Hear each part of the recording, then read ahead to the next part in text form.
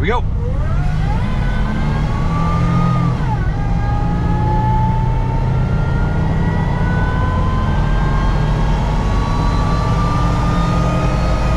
Holy cow.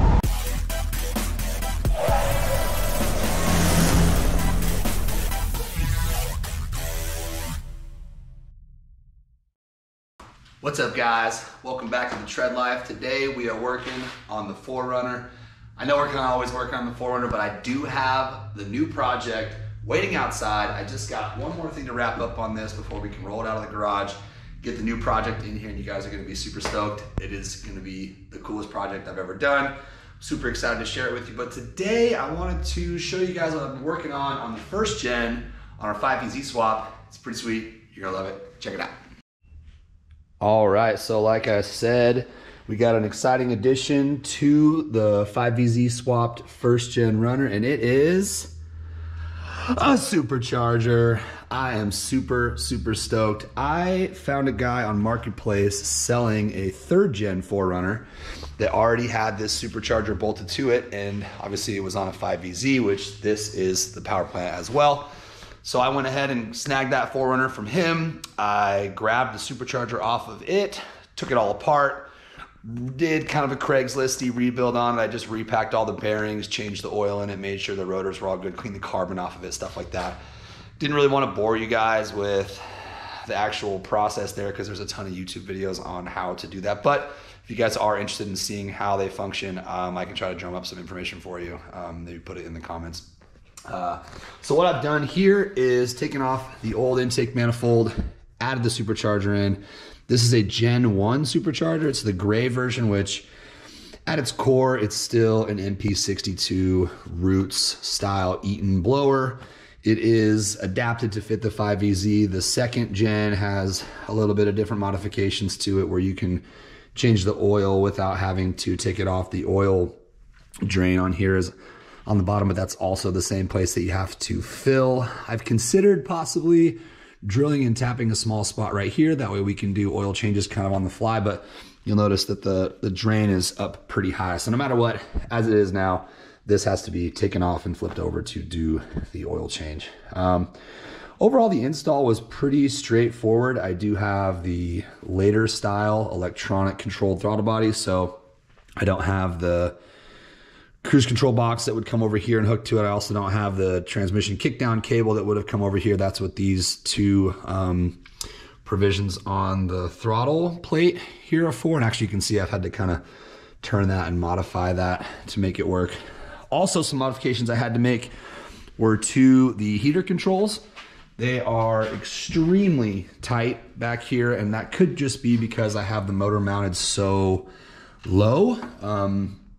I'm not sure if it's a angle tilt issue or what it was, but in order for me to get this in there, I had to make some pretty interesting appeasements to get that there. So you can see the bypass actuator right there actually is running into our heater controls. And what this does, if you don't know, this is the controls for you to change whether or not you've got hot water flowing through your heater core. That's what that pull cable is there, as it turns a valve back and forth. Went ahead and just moved it out of the way. The holes, I mean, the holes are so close. They're right there, but they're just not gonna line up. But I have checked and I still have heater controls. And honestly, it's, you know, it's 13 degrees here today and it's gonna be cold here for a while. So we'll probably not have to adjust that very much, but in the summertime, I would like to try to get the air conditioning hooked up. I do have the factory AC still on this motor. I do have the factory AC still on the truck. There's the evap and everything there. So I just need to kind of make all that into one and get that going. Now comes the biggest change, or the biggest adjustment that I have to make, and it's not really that big of a deal. I just didn't really foresee this being part of it. As you guys know, this is a 3-linked front end, and so I've got shock towers or coilover towers, and then I've got a brace that goes up over the top to keep those towers kind of connected. The brace has already been moved up as high as I could get it. You can see where it's hitting on the hood right there and right there. But it's also hitting on our supercharger, and it's really, really close to that vacuum line too. So what we're gonna have to do is cut it. And that is just a piece of HREW tubing. It's nothing fancy, but I do have to cut that and section it in order for this to set back down over this. Right now, I'm thinking that I will just start with kind of what's necessary, which is right here and right here. And then we'll see how easily this lays down over. If that's not gonna interfere with the vacuum lines, and I'm just gonna leave that there, and then hopefully that can kind of hide that section that we had to cut out.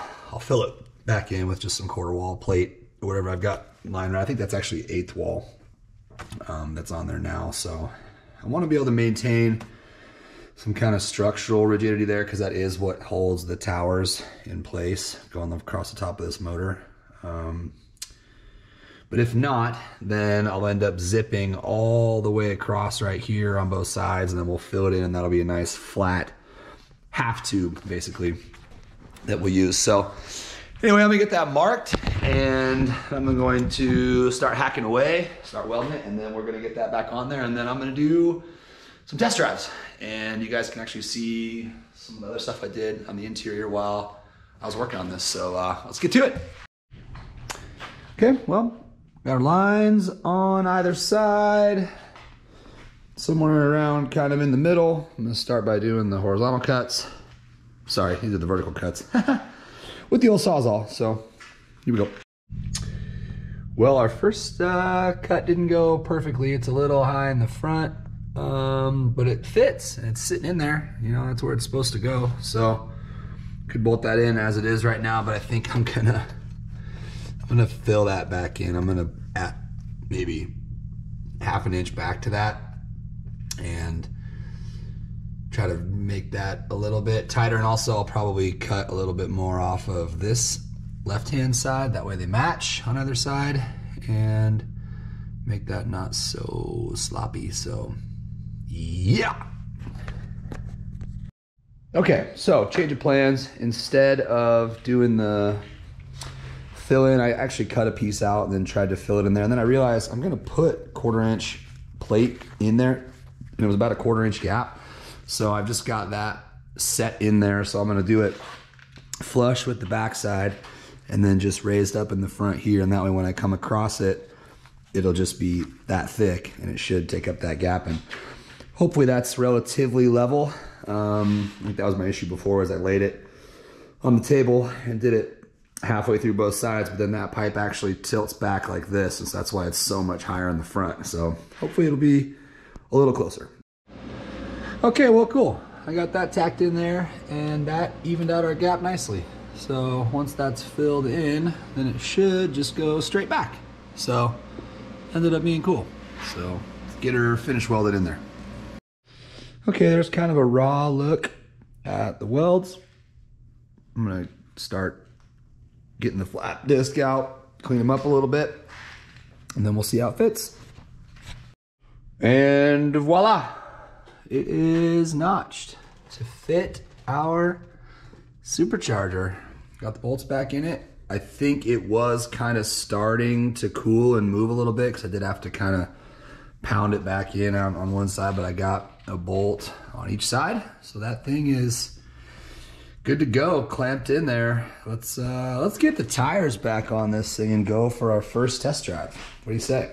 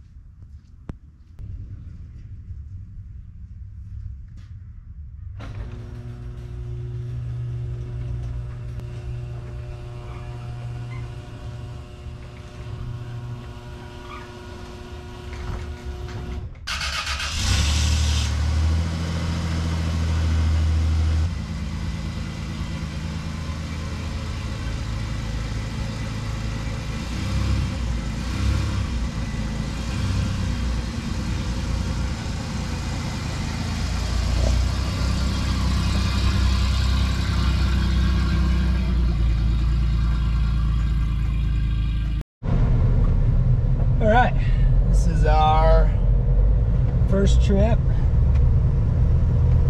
Taking off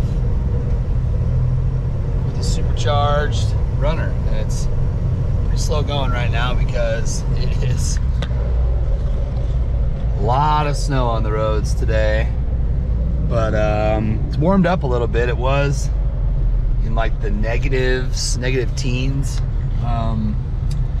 We were doing this install, and so I wanted to let it warm up a little bit before we made any attempt to drive it warm up. Anyway, this is our dash right now. It's getting up to temp. The speedo is acting kind of weird. I think there's something going on with my speedo cable, because look at that, I've just barely started taking off and we're going 60, which that's kind of a bummer. But you know, I installed this dash because of the tachometer, not the speedometer. So shows that we're charging, shows that you've got fuel, shows that, you know, we've got tach. So not super concerned with anything else. Oh, there's a cop. I don't know how fast we're going. Anyway, seems like he doesn't care. So one cool thing is we can hear our charger spool if I give it a little pedal. I am a big fan of that sound. Woo! And it lifts up the nose and everything. What I'm really interested in though is a lot of people have issues with pinging because of there not being enough fuel on the top end. And so I'm gonna jump on the highway really fast, just kind of drive it there. A lot of people will say at high gear, low RPM, they've got some ping issues. So I'm gonna at least put my foot in it one time, get on the freeway. But man, that speedometer cable is really kind of bugging me out. Anyway, we got heat, we got hot air, so our heat valve is working. And let's go ahead and row it through the gears. Wish I knew what's new about that speedo cable. I wonder if it's just loose on the back of the cluster. Maybe when I swap the cluster, I might not have got it clipped on all the way. Not sure. Our tach's working good though. So just kind of cruising around at low RPMs. I don't seem to have any weird things going on. I will say that I can hear the rattle of the wastegate on the heater controls. It's touching the firewall, so I can hear a little bit of a kind of a rattle there. But I'm gonna let this guy get ahead of me, and then we're gonna put our foot in it and go get on the freeway. Here we go.